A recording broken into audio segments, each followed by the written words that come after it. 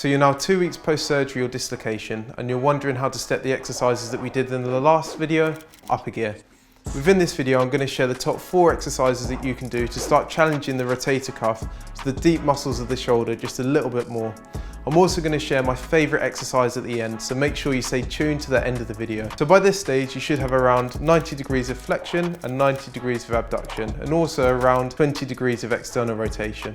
The main goals of this stage are starting to push the range of motion slightly above, so just doing flexion and abduction as tolerated, starting to strengthen the rotator cuff and the muscles of the shoulder overhead, and also starting to integrate the glutes and the core into your rehab, as the legs account for about 50% of your shoulder strength and the core accounts for around 30%.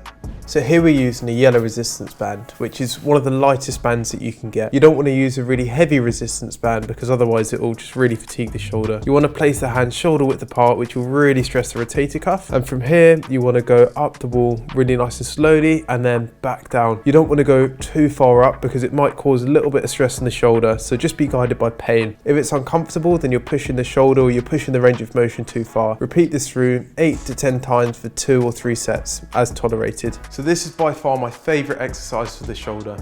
Reaching up above head is so versatile as you can start to integrate the rest of the body later down the line. But also at this stage, it's just a really nice way to get a gentle load on the shoulder and start to progress it overhead. So this kneeling exercise is called a closed chain exercise because your hands and knees are on the floor, so you're in a nice stable position. The aim of this exercise is to just circulate your chest around in a figure of 8 position. So you're just slowly rotating around. And what this does is creates an element of instability within the shoulder and also starts to load you ever so slightly more towards your bad side. I'd recommend doing this for maybe 8 slow circles or 8 figures of 8 and repeat through for 2 to 3 sets. As you're going through the exercise, you should start to feel a little bit of shaking or a little bit of fatigue of the shoulder, which is completely normal. To progress, you can just start to stick the legs out, and this just creates a long lever which places more load through the rotator cuff. It's a static contraction, so don't worry about going through the figure of 8 and hold ideally for about 30 seconds. Find the bony prominence of the hip and come in and down by 2 fingers. From here, you want to cough and breathe out all the air that you can possibly breathe out. You should start to feel that these muscles start to rise up slightly, and that's a contraction of your transabs. To start engaging it a little bit more, just roll the knees out side by side. If you progress it too quickly and too soon, your low back or your more superficial muscles will start to take over. So start really nice and gently and just start to get a contraction. From here, level 2 is just starting to lift the feet up gently from the floor. Again, you should only feel it in the core, i.e. underneath the fingers, and you shouldn't feel it in the low back. To progress this to level 3, just start to slowly slide the feet out, just making sure that the feet are only just a millimetre off the floor as you slide out, otherwise the hip flexors will take over and it's not a true contraction. Level 4 is lifting both feet up off the floor, sliding one leg out and then the other leg out. It's quite a big jump between level 3 and level 4, so make sure that you're feeling it in the right place, so just underneath the fingers. Level 5 is lifting both feet up and sliding both legs out.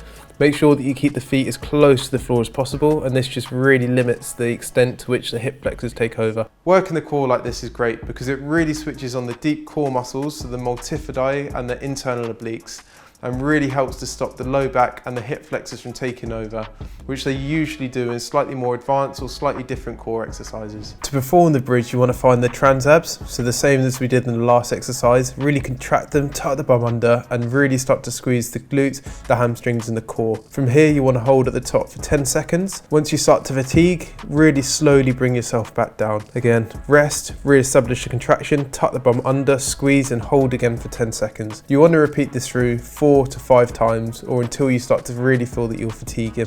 When working through the bridge, you really want to make sure that the glutes and hamstrings are strong enough. If they're not, you're going to start to feel it in the back and the quads. If you start to feel that, stop this exercise immediately and start to work on the glutes and the hamstrings in isolation. In 4-point kneeling, place your feet together and bring your bum down to your heels. Then from this position, just start to slowly reach up. The idea of this exercise is to bring you into a nice, safe, grounded position and just start to gradually and slowly work on your flexion, so you're reaching overhead. To make it slightly more intense, just start to reach over, and this will provide a bit more stretch to the back. Progressing this exercise in the same position, just start to run the arm through and just place a little bit of load on the shoulder. So reaching up and then coming through, just resting the arm on the floor. What this does is starts to get the shoulder used to compression and ensures that compressive loads, i.e. sleeping on the shoulder at night, becomes less painful as you become a lot more tolerable to it. So at 4 weeks you can ditch the sling. Although it's really tempting, I advise not doing this any sooner, just because say if something falls out of the fridge or you need to grab something, it's very easy to instinctively use the shoulder and overload it. Also, you want to gain flexion, abduction, so out to the side and out in front, but don't push external rotation so much. If you're still at neutral around this range, then that's absolutely fine at the moment. We'll start to progress it later on down the line.